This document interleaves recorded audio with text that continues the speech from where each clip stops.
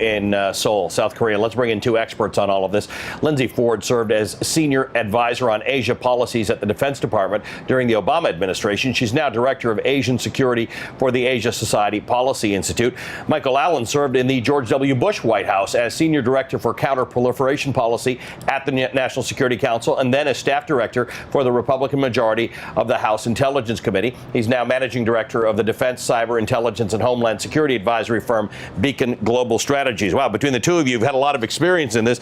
But for those who have a lot of experience in this, it's interesting to note how the American administration is talking about this. Lindsey, Vice President Pence told North Korea, told North Korea when he was in Japan and when he was in South Korea, the era of patience is over. And yet the current policy doesn't look all that different from both the Obama policies and the George W. Bush's policies on these. Yeah, there is actually a fair degree of continuity here.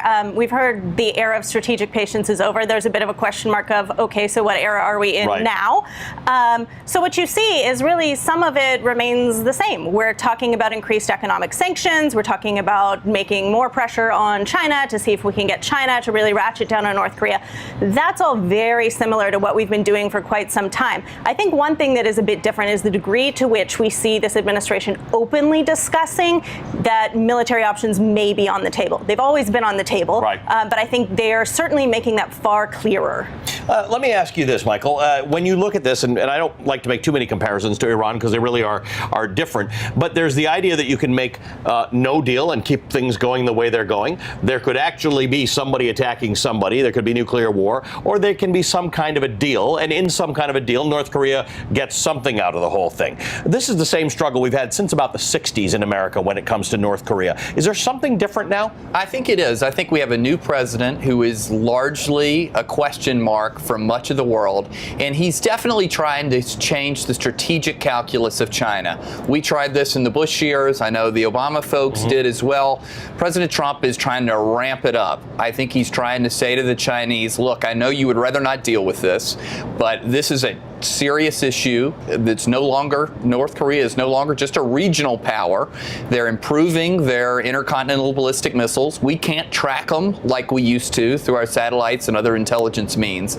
And so now this is actually a national security issue for the United States. And so he's saying to China, look, the era of strategic patience is over.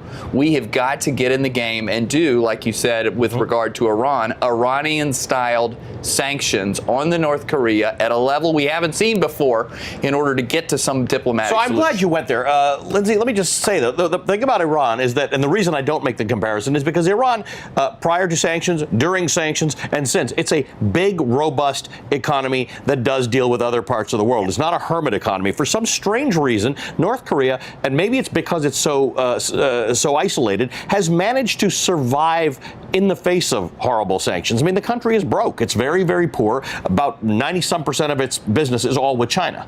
Yeah, it's true. I think there are some important differences between the Iranian case and the case that we see in North Korea. I mean, one is economic, two is political. I think at some point you had to believe you had an Iranian leadership that you could deal with. I'm not sure that we're there with North Korea, and you have to test that. But, also there was a wider degree of international ability to pressure the Iranian regime. And what we're looking at in the North Korea situation is different economic pressure points and different people who have those pressure points. And in this case, it's really the Chinese. It's China and China. It's China and China. Right. It's not us. Right. And so when your whole strategy is simply then a bank shot off the Chinese, it's much more challenging to believe you can execute it. But it's an important bank shot. And the fact is that if the Chinese do decide to play games or to help out in this, they can, right? They do. I guess the question is, do they really exercise a great deal of influence over Kim Jong-un? And all of their foreign trade is with China. Well, let me say they definitely have a lot of influence over North Korea's economy, but I still think it's probably a question mark among many of us whether they have direct influence over Kim Jong-un. Yeah. He is an independent operator. I think in the past, even his predecessors showed a little bit of a reluctance to always do what China says. Right.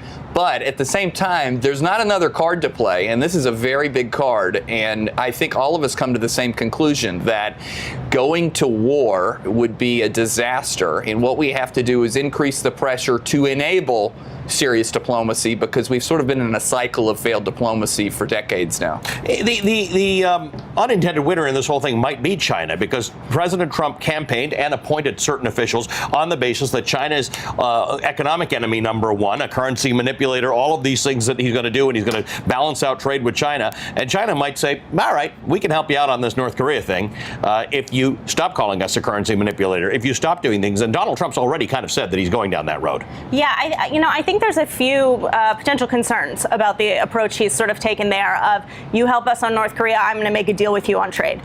One, I think, is the message that it potentially sends to other countries in the Asian region, allies and partners. And the question is, okay, is everything now transactional for the United States? And if it is, what else might they be willing to trade? Because the fear here has always been the U.S. and China go into a side room, they cut deals amongst themselves, and what does that mean for the rest of us?